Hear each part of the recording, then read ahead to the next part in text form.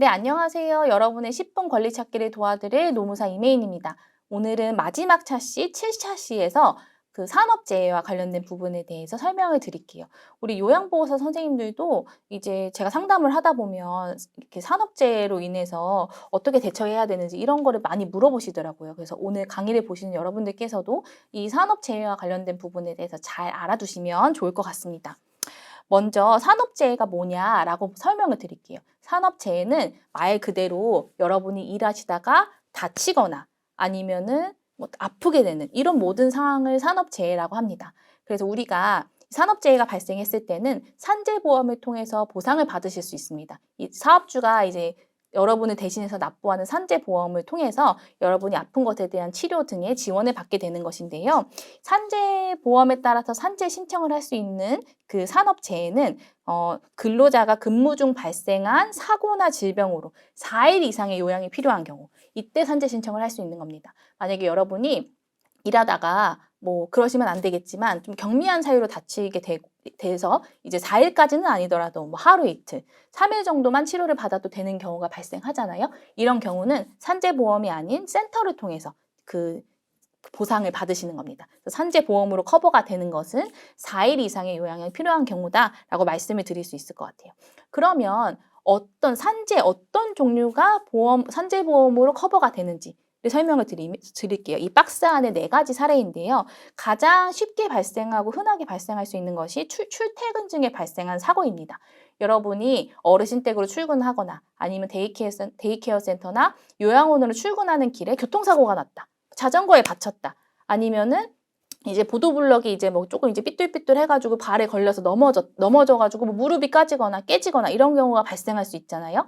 이런 모든 경우, 이런 출근 중에 발생한 경우, 아니면 퇴근길에 이제 발생한 이와 같은 사고들, 제가 같은 경우에는 A 어르신 댁에서 B 어르신 댁으로 이동하는 중에 발생한 그런 사고, 이런 모든 출퇴근 재해가 산재보험으로 커버가 됩니다. 이때 자동차 사고 같은 경우에는 산재보험 말고도 자동차 보험으로 이제 또 커버가 되는 부분이 있어서 이제 산재보험으로 해야 되는지 자동차 보험으로 해야 되는지 이게 좀 이제 좀 판단하기가 어려울 수 있는데 구체적인 거는 보험 약관을 통해서 보험 약관을 보고 그 자동차 보험에서 어느 정도 커버가 되는지 산재보험보다는 뭐가 더 지급되는지 이런 걸 좀 따져봐야 되기 때문에 이제 출퇴근 중에 자동차 사고가 났을 때에는 저희 쪽에 한번 전화를 주셔가지고 문의를 주시는 게 좋을 것 같아요.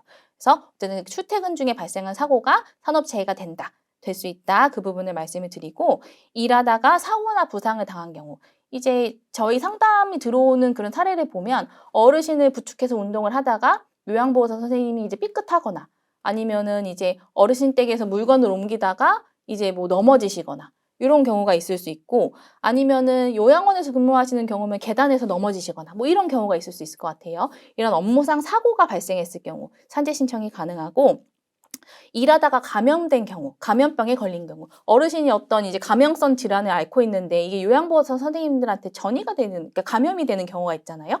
이런 경우도 업무상 질병으로서 산재가 되는 거고요. 그리고 마지막으로 업무와 관련 있는 질병이 발생한 경우, 예를 들어서 요양보호사 선생님들은 아무래도 이제 어르신을 직접 몸으로 케어해야 되는 부분이 많다 보니까 어깨나 무릎이나 이런 신체적인 부위에서 질환이 발생할 수 있잖아요. 이렇게 뭐 붓는다든지 아니면 디스크가 발생한다라든지 이런 근골격계 질환 아니면 이제 내가 오랫동안 케어하던 어르신이 돌아가시게 된 경우 이렇게 마치 부모님이 돌아가신 것과 같은 충격에서 이제 우울감이나 이제 그런 정신적인 어려움을 호소하시는 경우도 있는 것 같아요. 그런 정신질환이 발현하였을 때, 뇌 심혈관계 질환이 발생했을 때, 뭐 직업상 앙등이 발생했을 때, 이런 경우에도 모두 업무상 질병으로서 산재 신청을 하실 수 있습니다.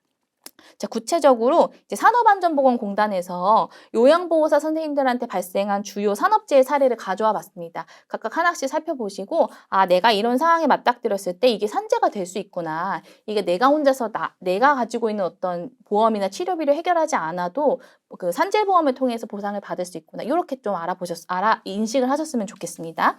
첫 번째로는 전도, 넘어짐이에요. 우리 치매 노인 분들이 이제 케어하시다 보면 어르신들께서 갑자기 돌발 행동을 해가지고 요양보호사 선생님이 막 넘어지고 이런 경우가 있잖아요. 이렇게 해서 넘어졌을 때 이런 것도 산재가 되는 거고요.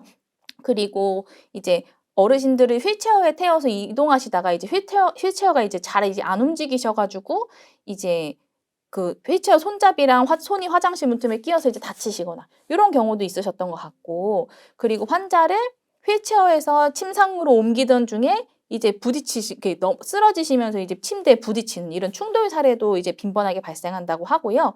그리고 이제 그 높이 있는 물건, 이제 접이의자 위에 올라가서 옷장에 있는 이불을 꺼내다가 넘어지신다거나 이런 추락의 사례도 굉장히 요양보호사 선생님들한테 빈번하게 발생하는 산재 사례입니다.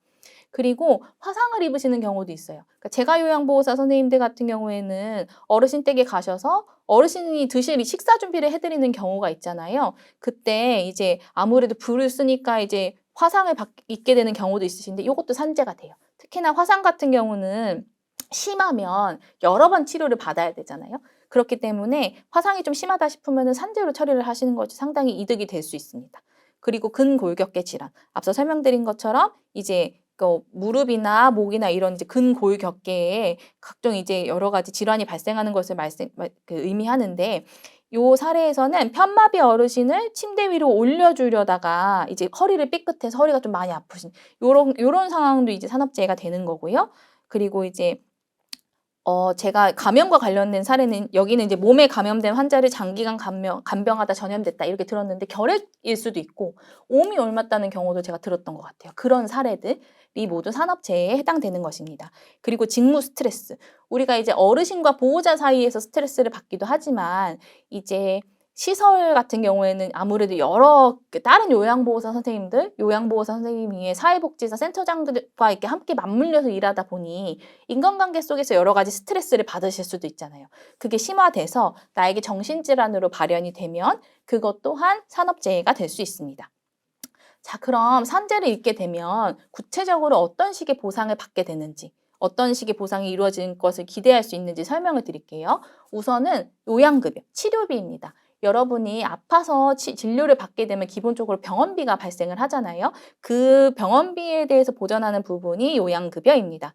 이때 요양급여는 건강보험에서 급여로 처리되는 부분만 지급이 돼요. 비급여는 안 되기 때문에 그 부분을 잘 이제 보고 산재 신청하면서 이제 주치의와 그 치료를 진행할 때 이제 급여, 비급여 이 구분에 대해서 잘 확인을 하고 진료를 받으셔야 됩니다.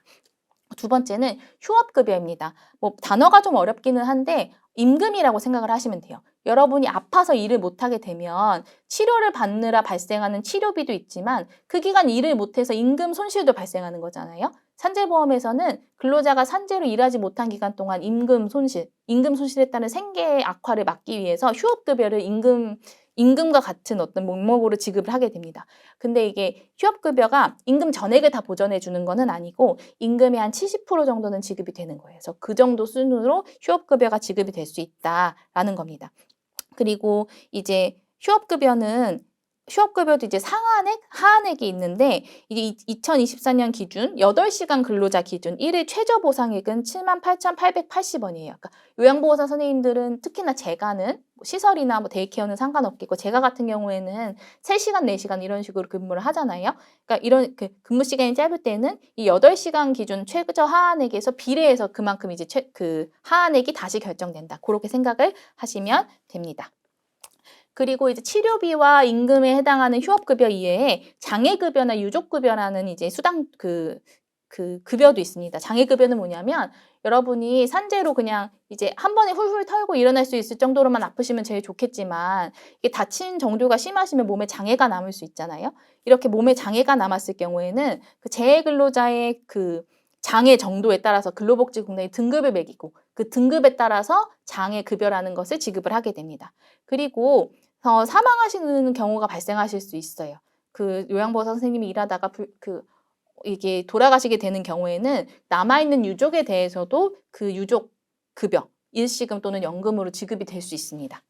이렇게 그리고 기타 앞서 설명드린 것 이외에 부수적으로 발생할 수 있는 그 급여도 있는데요. 첫 번째로 간병급여. 여러분이 입원하시게 되면 간병인 쓰실 수 있잖아요. 그거에 대해서 지급이 되는 간병급여도 있고 상병보상연금. 이건 좀 말이 어렵긴 하지만 산재로 요양한 이후에 2년이나 경과하였는데도 이제 계속 이제 몸이 계속 안 좋아지는 거, 중증 요양 상태 정도에 따라서 휴학급여 대신 지급하는 상병보상연금이 있고, 그리고 이제 아까 돌아가셨을 때 장례를 치르는데 필요한 비용도 있는 거잖아요. 유족에게 지급하는 장례비도 있습니다. 자, 이렇게 산재보험에서 지급되는 여러 가지 급여가 있는데, 또 하나 이제 말씀드리고 싶은 것은 우리가 산재가 발생해서 한 번에 이거를 치료하고 완치가 될 수도 있지만, 이것이 재발하고 악화될 수가 있고, 아니면 내가 산재 신청할 때는 몰랐는데 사실은 그 사고를 겪으면서 다른 부위에 어떤 질병이 있거나 아니면 내가 산재로 인해서 예를 들어 제가 무릎을 다쳤는데, 무릎이 다치게 되면 무릎만 아픈 게 아니잖아요. 이게 걷다 보면은 무릎에 무리가 가면서 발이 아플 수도 있고 발목이 아플 수도 있고 막 이렇거든요. 그렇게 산재가 원인이 돼서 또 다른 질병이 발생했거나 이랬을 때에도 추가적으로 산재 신청을 할 수 있어요. 이때 산재로 인정된 질병이 재발되거나 악화됐을 때 신청할 수 있는 것이 재요양. 그리고 산재 신청 당시에는 몰랐던 추가적인 질병이 확인이 되거나 산재가 원인이 돼서 새로운 질병이 발생한 경우에는 추가 상병 신청을 할 수 있습니다. 생각보다 산재를 통해서 여러분이 보상받을 수 있는 부분이 되게 많죠. 그래서 일하다 다치시거나 아프시면 혼자서 막 해결하려고 하지 마시고 꼭 산재 신청을 해야 되겠다, 이런 생각을 좀 해보셨으면 좋겠습니다. 그러면 산재 보상은 어떻게 신청을 해야 될까요? 산재는 근로자가 직접 신청합니다. 센터가 대신 해주는 것이 아니에요. 그래서 여러분이 내가 산재인 게 맞다고 생각을 하면 근로복지공단이라는 고용노동부 산하기관에 산재 신청을 하면 됩니다. 이때 업무상 사고, 예를 들어서 여러분이 제가 앞서 설명드린 것처럼 출근하다 다쳤어요. 이런 거는 이제 이런 걸 업무상 사고라고 하거든요. 이렇게 업무상 사고를 당했을 때에는 산재 신청이 굉장히 용이해요. 어떻게 용이하냐면 여러분이 업무상 사고를 당했을 때 산재 지정병원이라고 있습니다.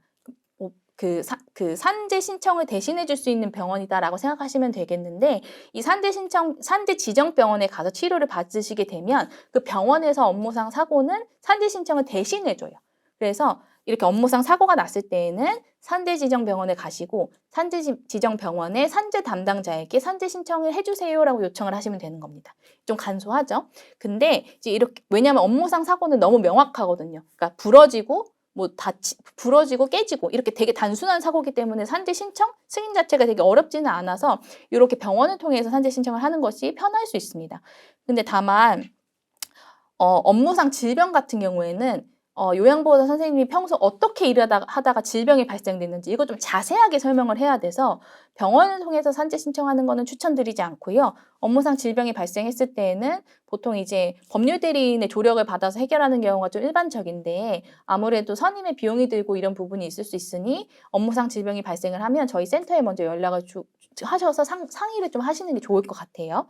그럼 산재 신청을 할 때 어떤 증빙이 필요하냐? 최소한 요 서류는 준비를 하셔야 됩니다.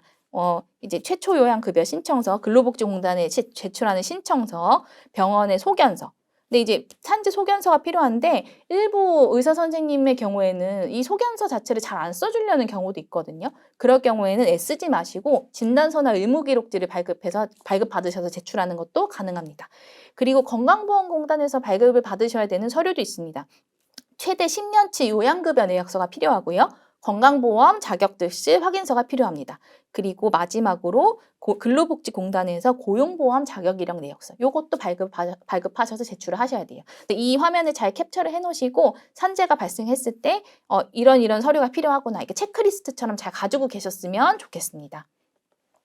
자, 그러면 산재보험을 신청하면 어떤 식으로 처리가 되냐? 그 절차도 간략하게 설명을 드릴게요. 산재가 발생을 하면 우선 산재의료기관에서 치료를 받으시고 치료를 받으시는 와중에 아니면 치료가 끝난 후에 요양급여 신청을 하시면 됩니다. 산재 신청은 산업재해 진단을 받은 날로부터 3년 이내에만 신청을 하시면 돼요. 그러니까 급하게 하실 필요는 없고, 이제 3년, 신청 기간이 3년으로 길게 정해져 있으니까 서류 같은 것도 천천히 준비를 하시고, 내가 이제 직업성 질병이면 어떻게 좀 대응을 하면 좋을지 고민을 충분히 하시고 신청을 하시는 것도 방법입니다. 이렇게 요양급여 신청을 하시면 근로복지공단에서 원래는 7일 이내에 산재인지 아닌지 결정을 하도록 돼 있어요. 근데 이제 이게 뭐 예외적으로 무슨 사유가 있으면 막 길어지기도 하는데, 이렇게 어쨌든 공단에서 빠른 시일 내에 산재인지 아닌지 결정을 하게 됩니다. 근데 산재로 인정이 되는 경우도 있지만 안 될 수도 있거든요. 이럴 경우에도 불복할 수 있는 절차가 있어요. 그래서 심사위원회를 통한 심사 청구, 또 이제 심사위원회에서도 산재가 또 불인정됐다 하면 다시 한번 재심사 청구. 이런 식으로 근로복지공단 내에서 2번 정도 불복할 수 있는 절차가 있고요. 그럼에도 불구하고 또 이제 기각이 됐다라고 하면 행정소송을 통해서 산재를 인정해 주세요라고 이제 그 다투실 수 있는 겁니다. 그래서 이런 식으로 산재를 신청했을 때 이런 흐름에 따라서 그 절차가 이루어진다는 점도 잘 알아두시면 좋겠습니다.